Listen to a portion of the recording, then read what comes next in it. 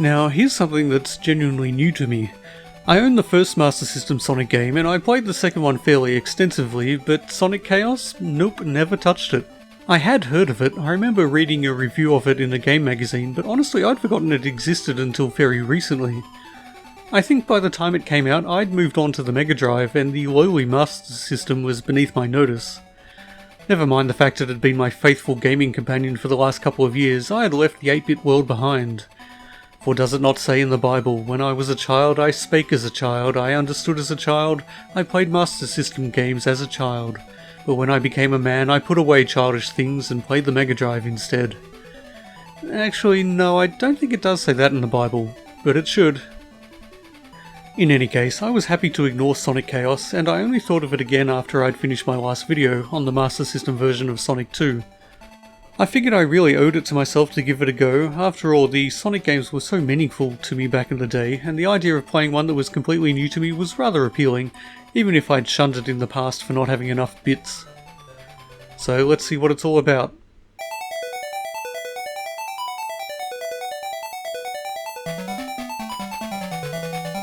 What it's about, of course, is foiling Robotnik's plans to steal all the Chaos Emeralds.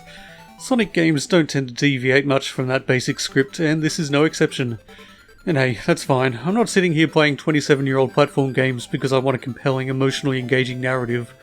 Robotnik bad, Sonic good, gotta go fast, and that's enough for me. But Sonic's not the only good guy in this game. Tails is along for the ride again, and this time is actually a playable character rather than just an object that needs rescuing. That said, there's not really any good reason to play as Tails. He can fly for limited periods, which is handy in some places, and he starts the game with more lives and more continues than Sonic, making him a sort of easy mode option. However, he can't enter the game's special stages, and unlike the first two Master System Sonic games, this time around these special stages are the key to acquiring the Chaos Emeralds. And as it turns out, the challenge of getting the Chaos Emeralds is really something the game needs, because without it, this is far and away the easiest Sonic game I've ever played, which is really saying something. And that's without even considering the extra lives and continues that you get if you choose to play as Tails. So yes, Sonic is definitely the better choice. The first zone is Turquoise Hill, and after the aberration that was Sonic 2, we're back to having a green, pleasant environment for the first zone. Unfortunately, we're also back to having an unpleasantly noticeable amount of slowdown. It's perhaps not as bad as the first Master System Sonic, but it's definitely worse than the second. To be fair, it is a good looking game by 8-bit standards, and it comes closer to approximating the look of the Mega Drive games than either of its predecessors, which isn't really saying much, but the colour palette is bright and the detail level is, well, it's not bad, all things considered. Plus, we can finally do a spin dash in a Master System Sonic game. It really is nice to have, as it lets you build up momentum more quickly. Not that you really need to do that, the levels are still incredibly tiny, and once again they can easily be zoomed through in less than a minute. Or significantly less if you find the new Rocket Boots upgrade, which propel you horizontally through the air for an extremely limited time. As for the first boss, it may be the easiest boss of any Sonic game I've played in recent times, and I've played through most of the 90s Sonics in the last couple of months. It's a beetle with a spring on its back, really just a slightly larger version of the robots you've already encountered, and it just trundles mindlessly from side to side. All you need to do is spin dash into it repeatedly. Woo! Zone 2 is Gigalopolis Zone, and it's... oh man, I think I've played too many Sonic games lately. I'm really running out of things to say about the various environments. It's a typical high-tech zone, you run, you jump, there are springs, it's, you know, Sonic the Hedgehog. And it's another tiny zone. I almost finished the second act in less than 30 seconds. The boss, though, is a welcome upturn in difficulty. Well, kind of. Sonic Chaos, unlike the previous Master System Sonics, gives you rings in the boss stages, and honestly that single fact is probably 70% of the reason this game is significantly easier than the others, as it's much tougher to get one shot by the bosses. This one though can still be kind of tricky, as it lobs parts of its body at you, and if you're unlucky, blocks you from picking up rings after taking a hit. Zone 3, Sleeping Egg Zone. The number of breakable blocks here is almost impressive given the technical limitations, and there are these cool little springs that stay with you until you get knocked off, allowing you to bounce around at high speed. They're actually a rather nifty addition that are the equal of any of the Mega Drive game's quirks. And wow, the first act took me over 90 seconds to get through. What an epic journey that was. The second act is where I managed to gain access to a special stage for the first time. You do this simply by having 100 rings in your hot little hedgehog hands, whereupon you're instantly whisked away to one of 5 special stages. You now have 1 minute to find the Chaos Emerald. The first one gives you rocket boots, which don't run out fortunately, and all you really have to do is fly to the right, collecting as many rings as you can along the way. And there are plenty of rings to be collected, thanks to the fact these larger rings give you 10 at a time. I managed to get 3 lives worth of rings before nabbing the Chaos Emerald at the end, another reason this game is so easy. Conveniently, getting 100 rings and entering a special stage counts as finishing the level you were on.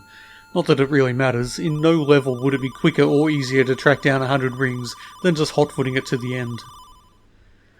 The boss of Sleeping Egg Zone is this springy Robotnik robot. It looks kinda cool, but it's not really challenging or very interesting, like pretty much every Master System Sonic boss then. Next zone is Mecca Green Hill Zone, which adheres to the long-standing tradition of taking something that already exists and sticking Mecca in front of it. This place isn't perhaps as awe-inspiring as Mecha Godzilla, but it is a pretty cool twist on a tried-and-true Sonic formula. Well, aesthetically at least. In terms of gameplay, it's your standard running, jumping, and falling into bottomless pits. I haven't talked about the music much so far, and that's because it's not really that exciting. It's fine, it works well enough, but it's pretty forgettable as far as Sonic music goes, and it seems a little cruder in its construction than the previous Master System Sonic game, with more bleeps and bloops and less of anything that sounds even remotely like a proper musical instrument. I mean, it's not bad by any means, I just always expect better from a Sonic game, even an 8-bit one, and it's definitely a step down after Sonic 2.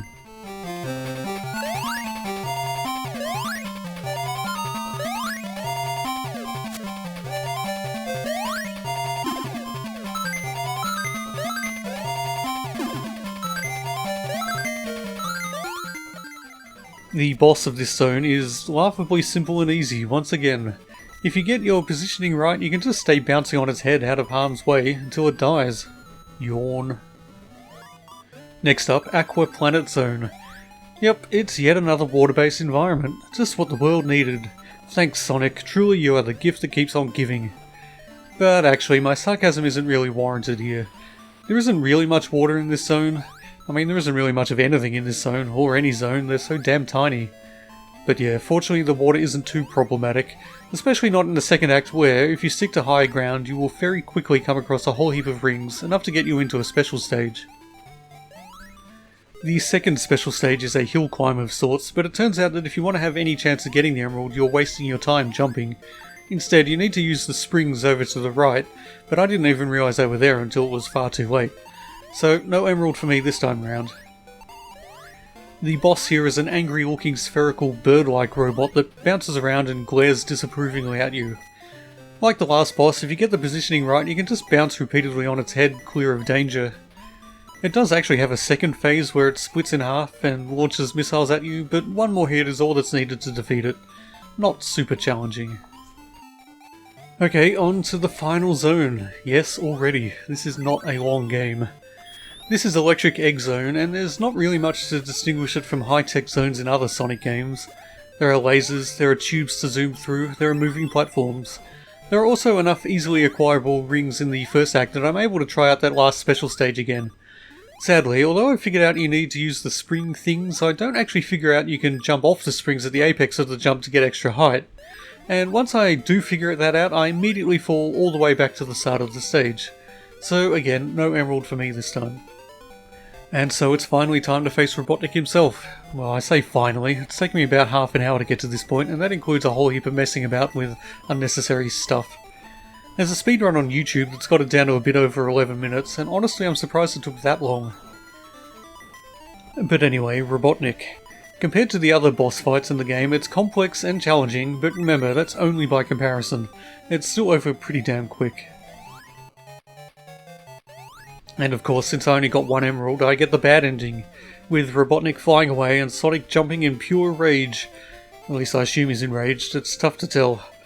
You get a slightly different ending if you get all the emeralds, but unlike Sonic 2, there's no bonus zone to be unlocked, so I really can't be bothered. Well, I guess. I mean, the whole thing took so little time, I really feel I need to do another run for the emeralds, just so I can feel like I've actually properly played this game. So, here we go. We've already seen the first two special stages. The third is a brief but intensely irritating set of pipes which will dump you all the way back to the start of the stage if you don't choose the right path just before the emerald. The fourth special stage requires you to zoom over a grassy plain, and also takes a certain amount of trial and error, as if you don't know where the rocket boot's power-ups are and how to make use of them, you're going to get screwed over. And the fifth special stage, yeesh, it's more pipes, but even more irritating. There are several intersections in this pipe maze, and you've got to pick the right way through. It's trial and error again, and basically it's like the worst bits of Sonic 2. But hey, that's 5 emeralds, and when you defeat Robotnik, this time you get the 6th. So it's time to sit back and enjoy the proper ending, which is this? Sonic messing around inside a giant emerald which changes colour. This is the good ending? Is he trapped in there? Trapped for all eternity? It looks like he's slowly going insane. At least you get to see the credits, which is something, I guess. So that's Sonic Chaos. It really is shockingly brief, even by the standards of the day, I suspect. In terms of level design, it might actually be the most fun out of the Master System Sonics, but there's just so little actual game here. Even finding 100 rings to access the special stages, which is far and away the most substantial challenge the game has to offer, is just not enough to keep most people occupied for long.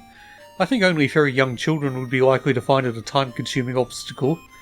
Which is kind of a shame really, because it's the sort of challenge that could have been made tougher without having to push the Master System's feeble processing power any further, just by reducing the number of rings in the various acts. If you'd had to really search for rings and be super careful not to lose any, that could have been a fun challenge. But as it is, there's just not enough here to make this game a classic. But hell, it was still pretty fun for what it was. Maybe I could try speedrunning it, see if I can get the world record down to sub 11 minutes. No, I think not. Doddering old men do not speedrun. Not yet, anyway.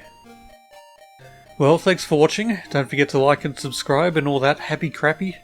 I'm on Twitter if you feel like subscribing, and you can buy me a coffee on Ko-fi.com if you've got more money than sense. I mean, if you're an incredibly kind and generous individual, and handsome too, I bet. Links are in the description. For now though, get off my lawn.